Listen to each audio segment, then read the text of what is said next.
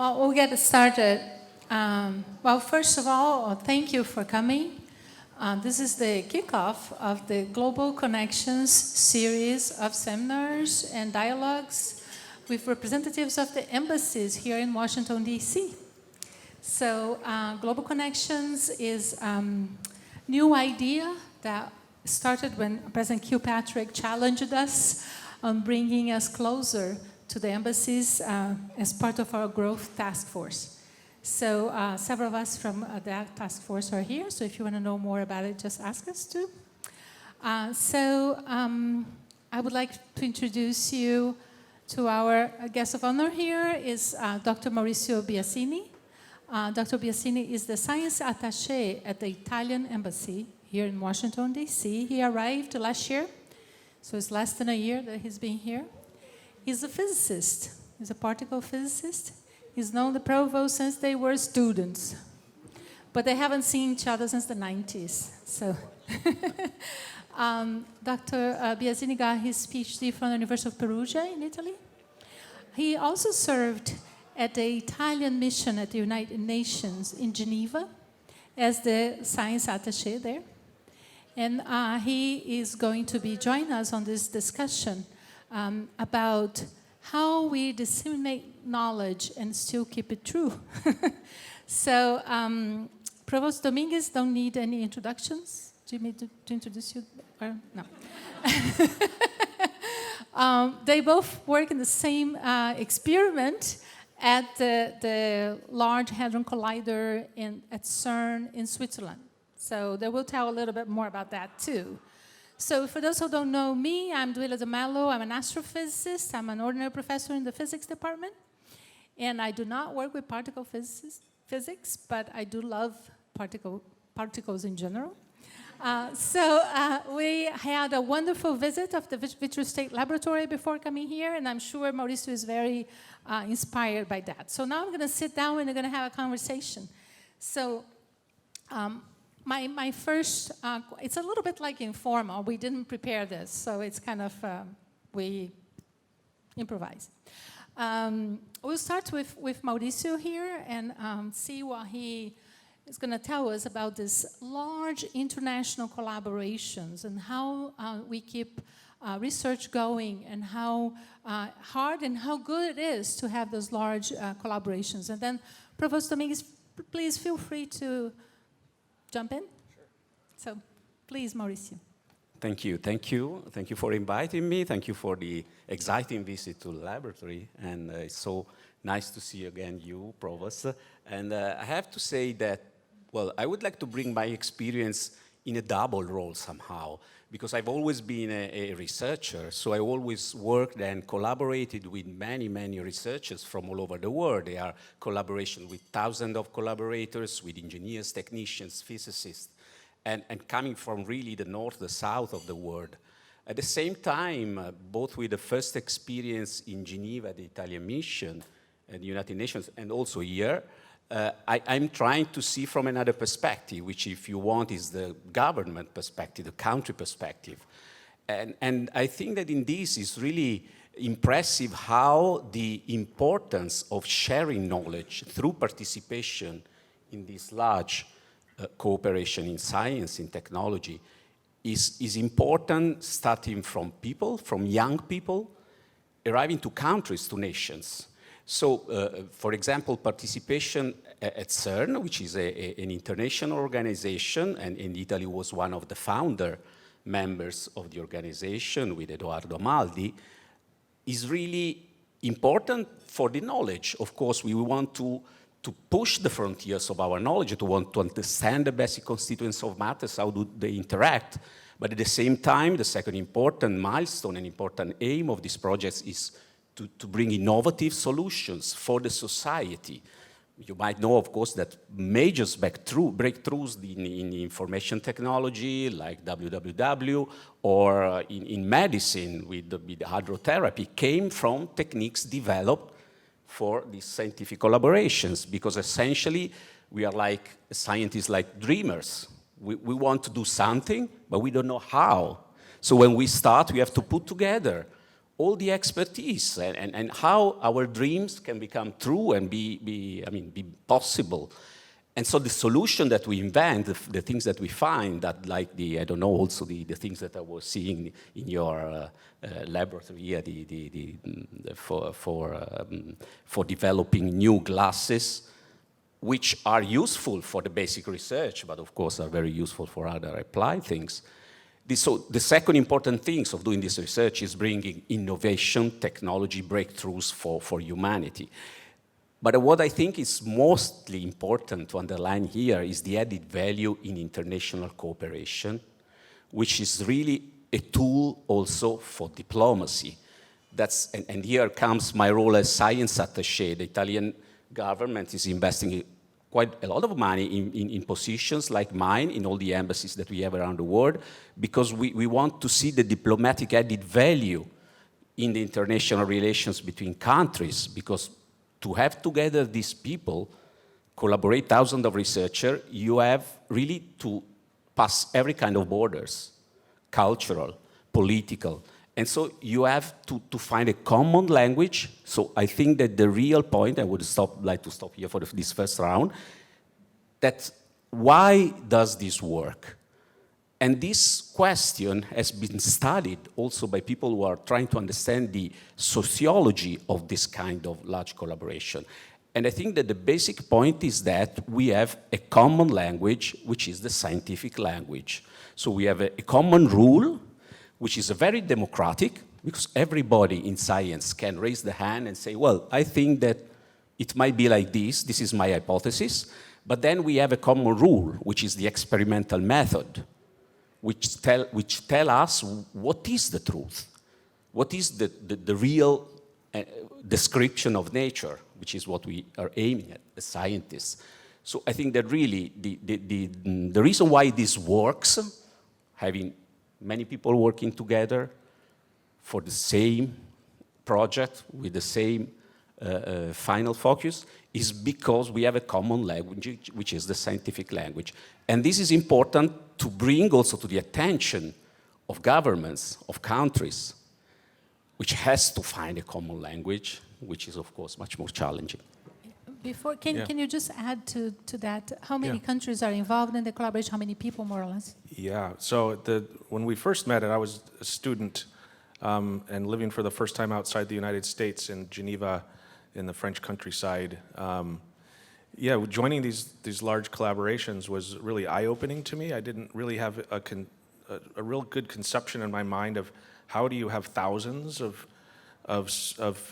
scientists from all around the world, 50 countries, every continent, all the languages, all the different cultures, all the different religions. How do these people like work together on one common cause? Like, how is that even possible? It was, as a young guy, it didn't make any, I couldn't understand it till I stepped in the door. I thought maybe it was like this humongous giant hangar of a room with all these people in there doing work, but it wasn't like that.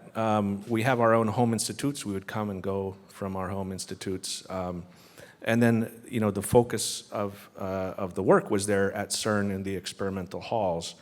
And it was, it's got to be the most international place on the planet. United Nations, probably. I think it's got the United Nations beat, because we're all working together on common cause. It's not really, it works because of what Maurizio is saying. We have a common language and an understanding that there is a truth. The truth exists, and it's knowable by us to some extent, and we have this method of approaching it. And it's, to discover this Higgs boson that we discovered in 2012 is one of the greatest, achievements, scientific achievements of our lifetime for sure. But for me, what I'm most proud of is not necessarily finding the Higgs boson and measuring its mass to be 125 GeV. It was us working together, literally thousands of scientists from all around the world, from countries that are at war with each other, right? Working together on common cause and voluntarily. Like, it's not like Pharaoh enslaved us and made us go build this thing, right? We all decided to do this voluntarily, and everybody who's there is there as a volunteer. You can't, have to work together. You can't kick people out, really, almost. It's sort of like faculty members, right? You're stuck with them. But it works. It works, and there was no other way to do it. There was no other way to actually accomplish this hard work. One man or one woman could never achieve it on their own, even if you lived 1,000 lifetimes. We had to do it together. So for me, it's a very, very hopeful example of us living out our God-given talents to do something good and creative worldwide, that we can collaborate together as a species to do something big, something beyond us, something that even the United States alone couldn't achieve, which is currently the most powerful country in the world right now. Even we couldn't do it alone. So we really needed the whole world to come together. So that gives me some hope that we can solve some of these other big challenges that face our planet, that face our species, that our children are going to inherit, that we've shown that this is possible. And the CERN laboratory came out of the ashes of World War II and the terrible, terrible destruction of the world. And out of those ashes rose this peaceful pursuit of science. And it changed the world, I think, because it shows us what we're capable of doing in good. Yes, if I may add, that it was exactly after the World War II that there were a few illuminated scientists from Europe. They dreamt of a place where it would have been possible to bring together scientists, people from different countries after devastating war, and trying to see for the future. And if I may add one thing, I mean, you were mentioning the first time you came to CERN, so I was thinking my first time I came to US, and it was in Stanford Linear Accelerator Center. I was a third year of undergraduate studies. And that is another important added value of these challenges is education. I mean, you join these large efforts already in your undergraduate students, so where you are really ready to see how important it is to collaborate with people, to talk to people, to compare your ethics, your religion, your language with other people. And this is something that should be bear always in mind. I mean, the importance of science for new generation. And maybe in these times we are really even more seeing how important is to stress on the importance of science with young generation after the experience with the pandemic and other global challenges. Maybe we will talk later about this, that's really impacting on new generation.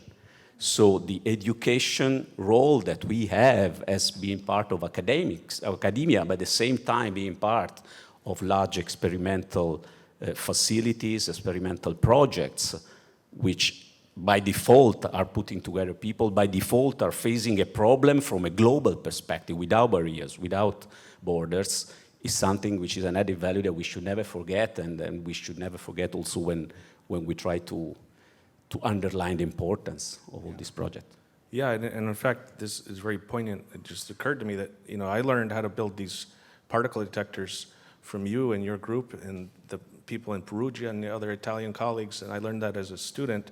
And now I have two students sitting right here in front of me who've learned the same thing from me. So there's their students. Those are your grand students. Be tough on them. No, I'm kidding. So I'm loving the conversation. So I want us to actually think of what kind of policies that actually made this project, this international project, succeed. We have great challenges ahead of us. And we, as a species, need to get together and decide on the future of our planet. So what would be the lesson you learned from this fantastic international project that you're both part of that can help us solve the challenges that the next generation have ahead?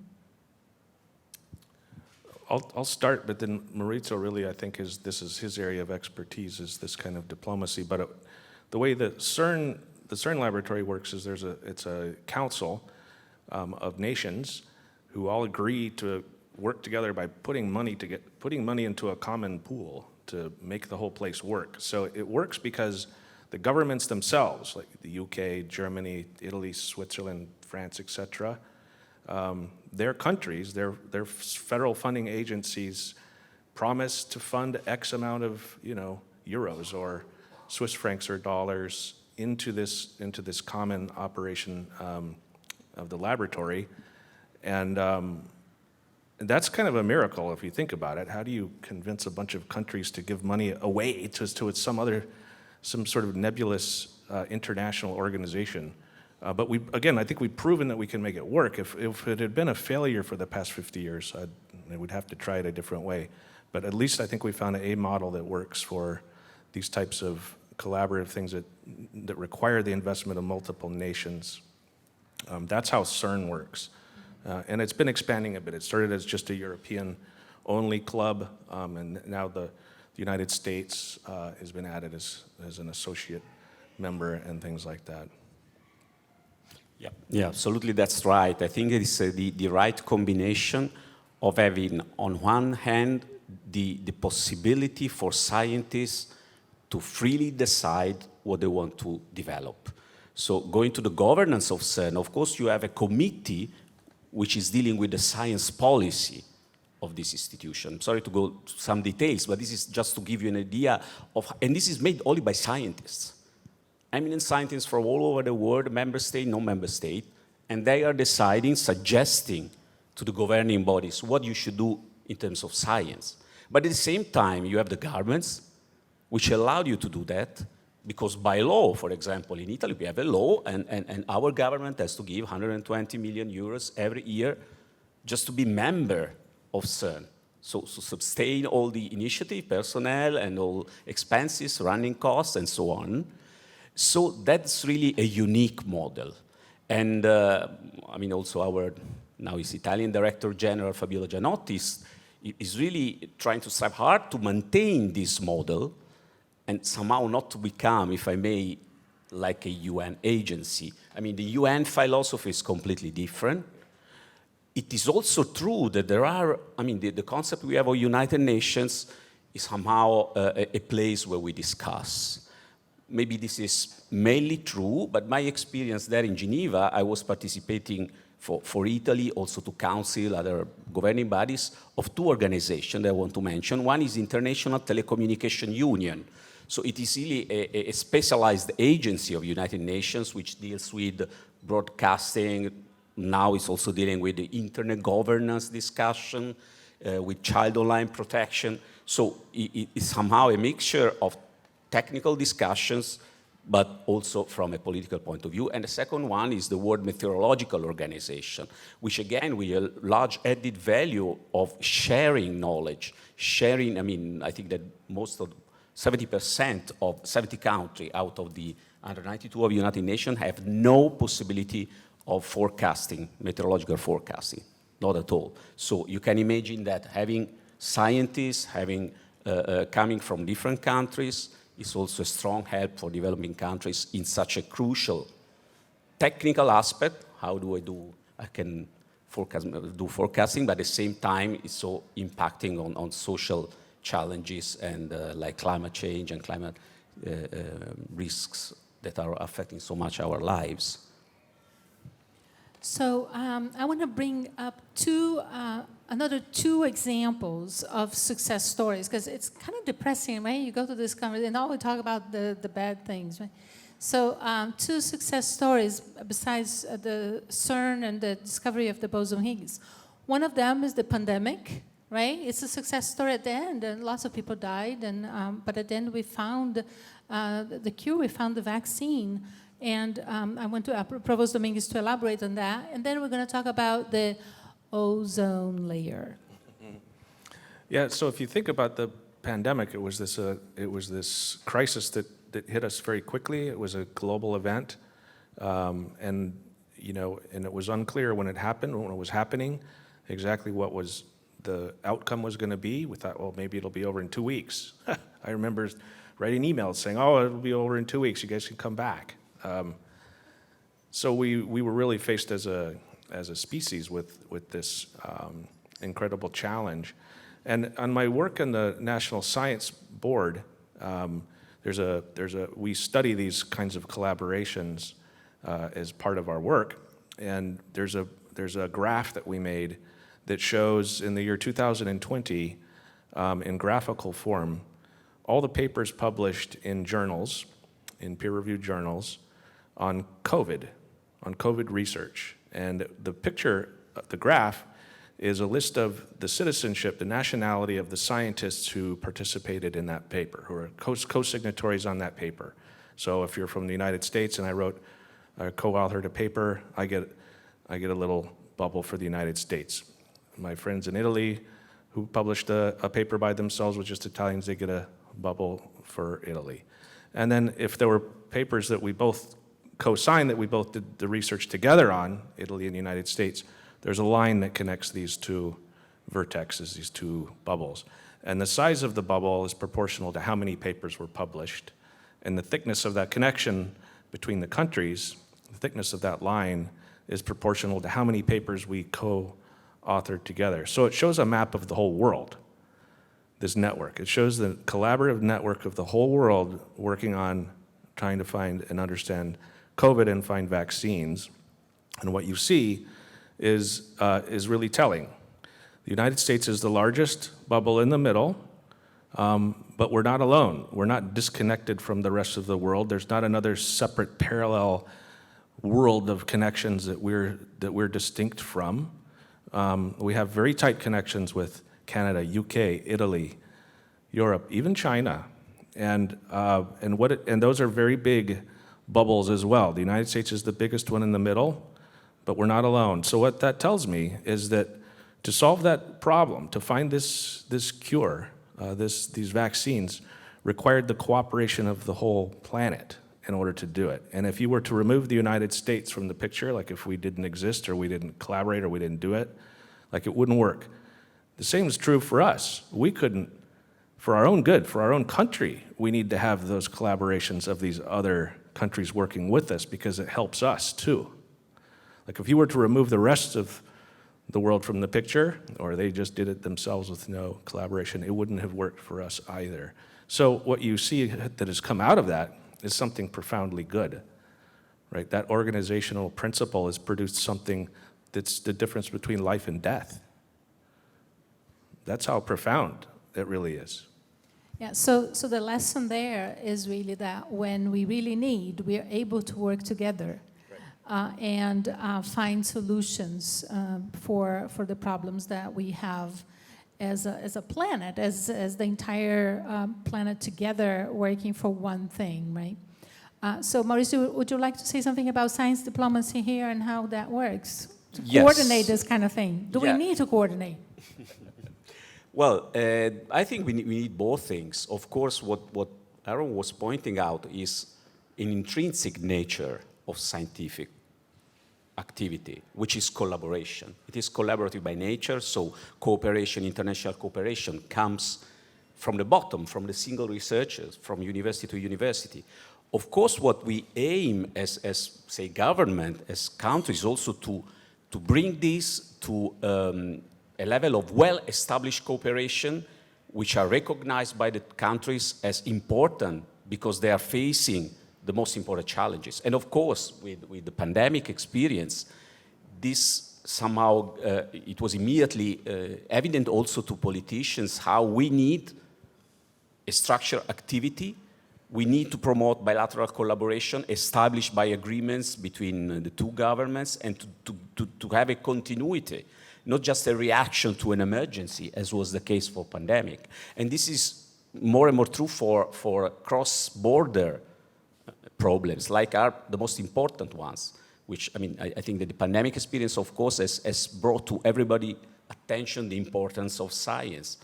Only with science you can face and solve and also quickly act to solve a crisis.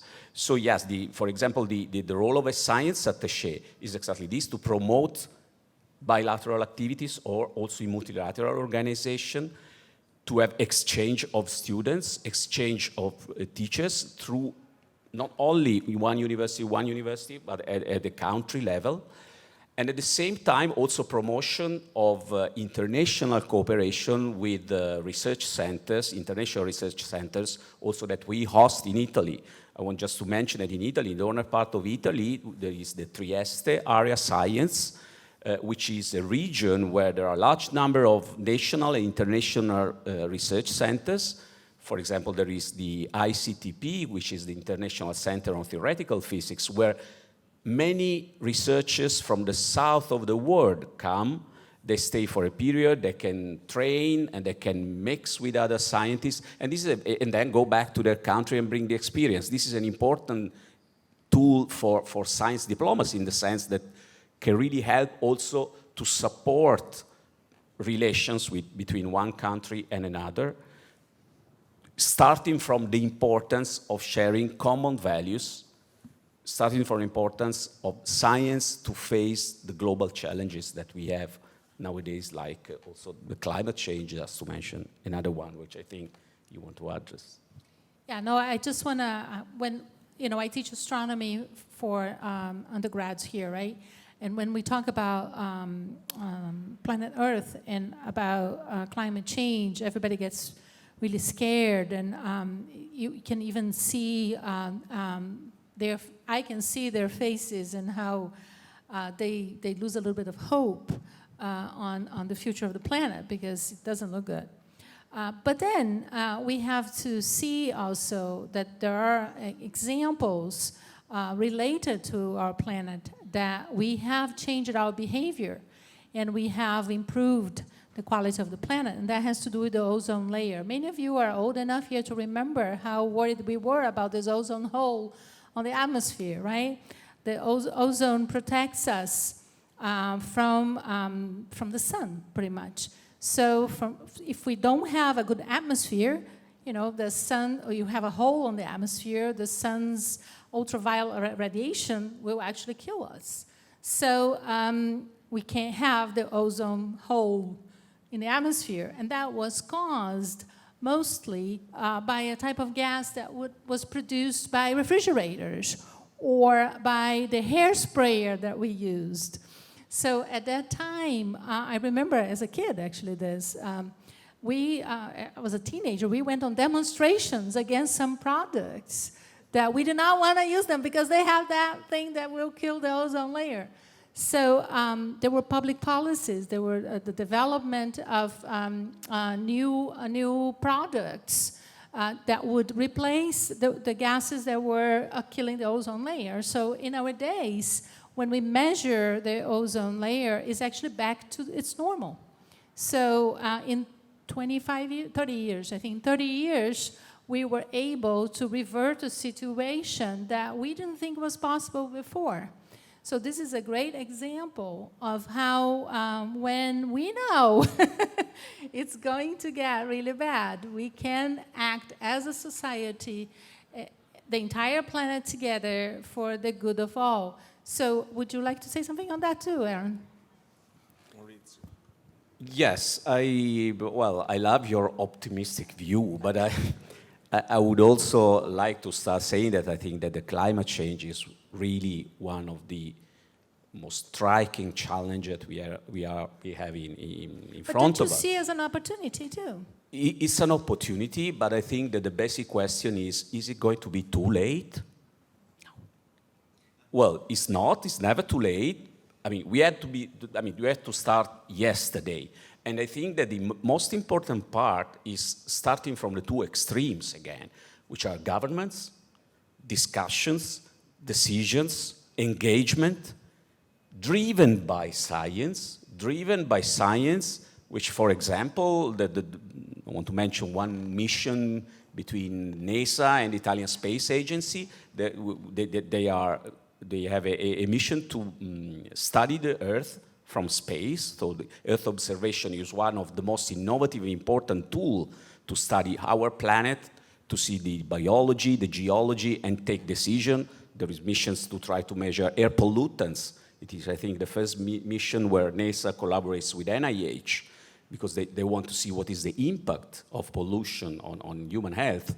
So there must be engagement from governments based on scientific evidence of how urgent it is to take something, but of course also to recognize the step taken, as you were mentioning.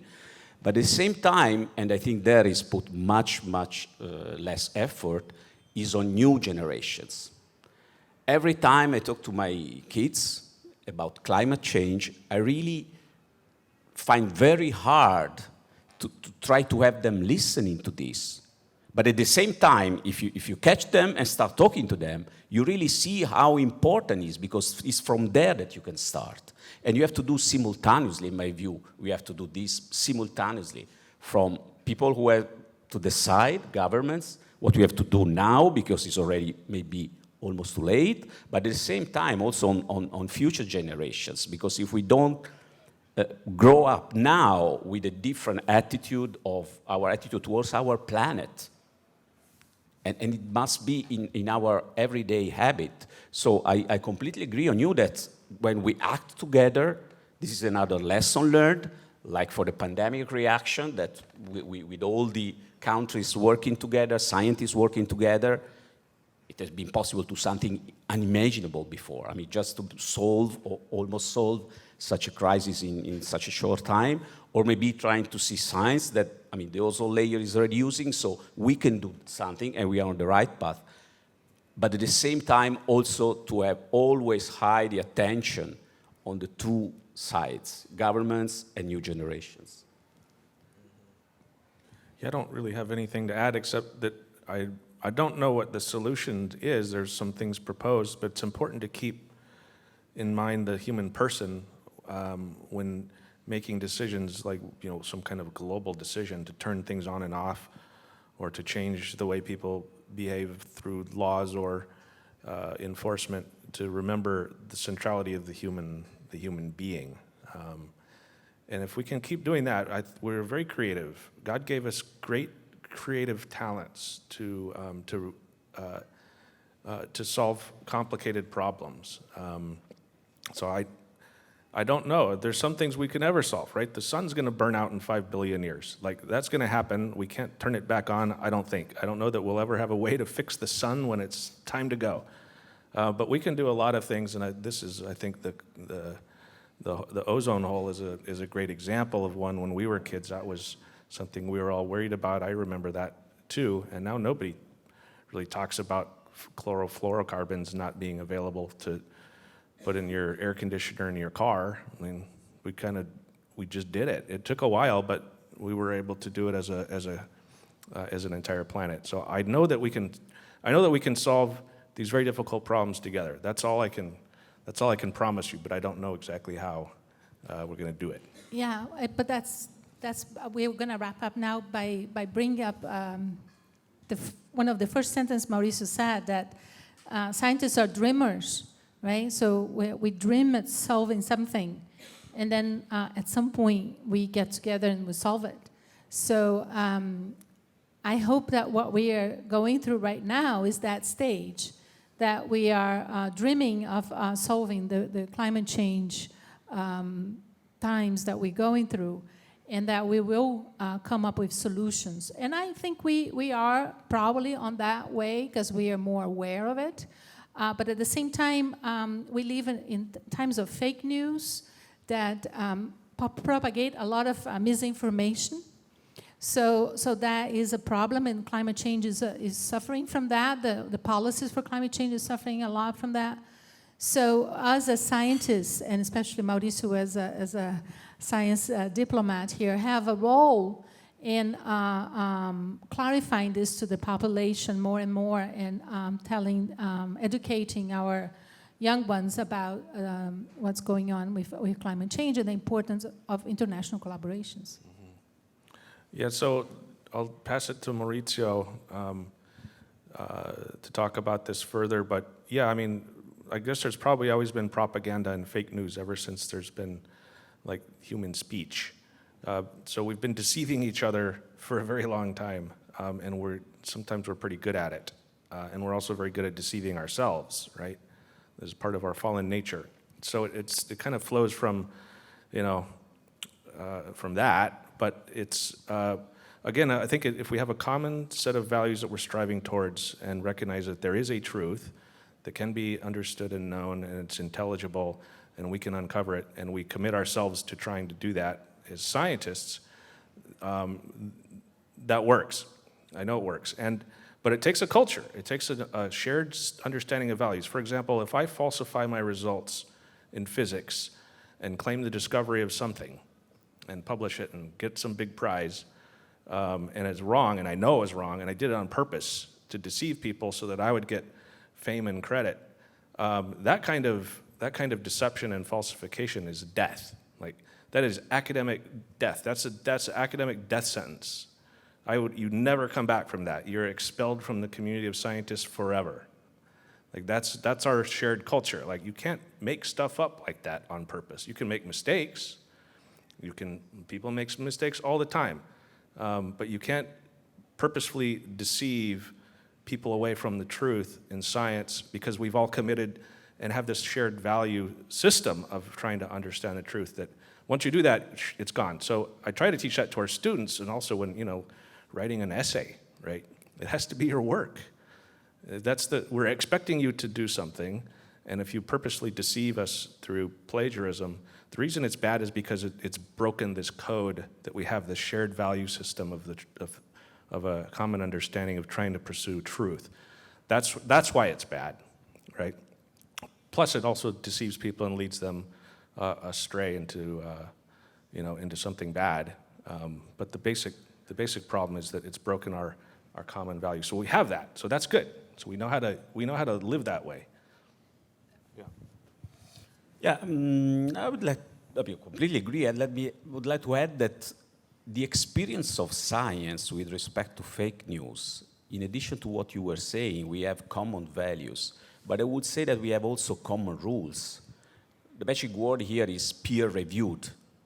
So when we want to publish something, so we aim of having a news which is certified somehow, we need to go through a process which is peer reviewing. So we have colleagues that they serve somehow to the community to prove or to correct or to establish that what you want to publish, to set up as a news, as a new result, is indeed certified as true.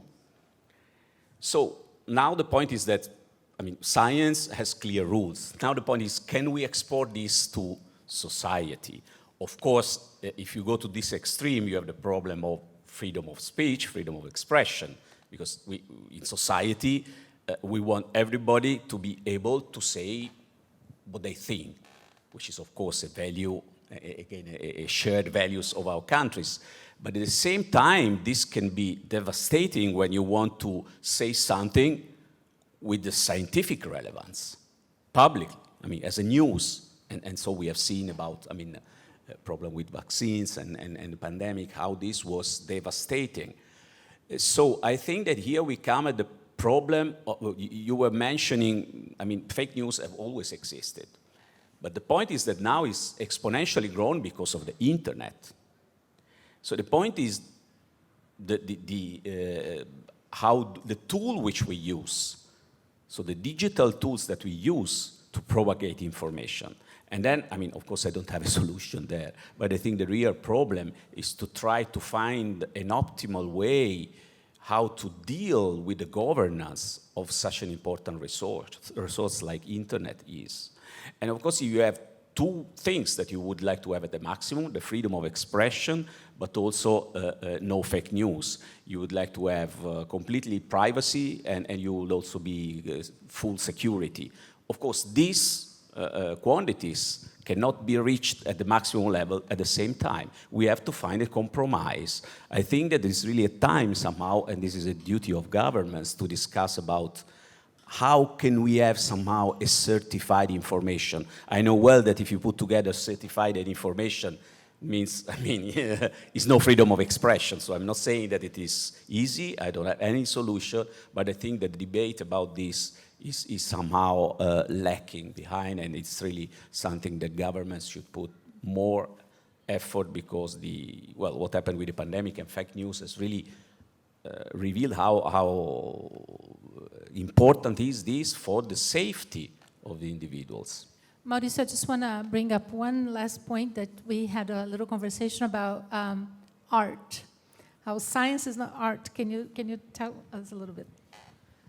Well, yes. Well, if you, I mean, this is something that I've been reflecting since years, because once I was invited to a panel where they wanted to put together people coming from private sector, so from small, medium enterprises, and from science, and from art. And they wanted somehow to see which are the connection between the three. And I think that, I mean, what emerged there, that if you want the difference, the different roles of art and science, well, they are both aiming at description of nature. And while art has the possibility to imagine all the possible way that you could describe nature, the science has the aim to describe the true nature. So really to have the true description of nature, which somehow then is based, and we go back to the starting point, is based on a method, is based on a way we have to compare our opinion, which are of course our hypothesis, but then we have one method to compare them and to test experimentally. So I think that in this respect, art and science have a lot to do in cooperation between the two. I think that artists being close, I mean, you know that now it's in many large laboratories and research centers, they used to have artists in residence, because it has been proven that having artists observing, working together with a group of scientists, they can, of course, absorb and have ideas for the artistic representation of nature, but at the same time, they can bring a different perspective in the scientific work. Because, of course, having I want to say something maybe provocative, having some rules can also bring somehow to having only a mainstream kind of research. And so you know that you are following what was done before. You don't even imagine to try to look wider, while of course arts by definition looks always wider and wider. Yeah, so this artistic view sometimes is important for us to find solutions for things we need to think outside the box sometimes to find solutions to some things really hard, right? So many scientists are artists too, and they can combine, I'm not, they can combine both qualities and both talents to find solutions for problems. So I think we're getting close to the end here. Any final remarks? No, just very great to see you again. Welcome to Catholic University of America, and I hope this rekindles our partnership here between our university and Italy. It's a very important connection, and I'm so happy to have you here. Thank you, Aaron. Thank you, everybody, for inviting me. It was so nice to see you again, and very nice for me to discover Catholic University of America. I tell you frankly, I've been living 1 year here by now in Washington. I would never imagine to find such a nice place. And congratulations for all your work, and thank you again for the discussion. Thank you. Thank you, everybody, for coming, and thank you all.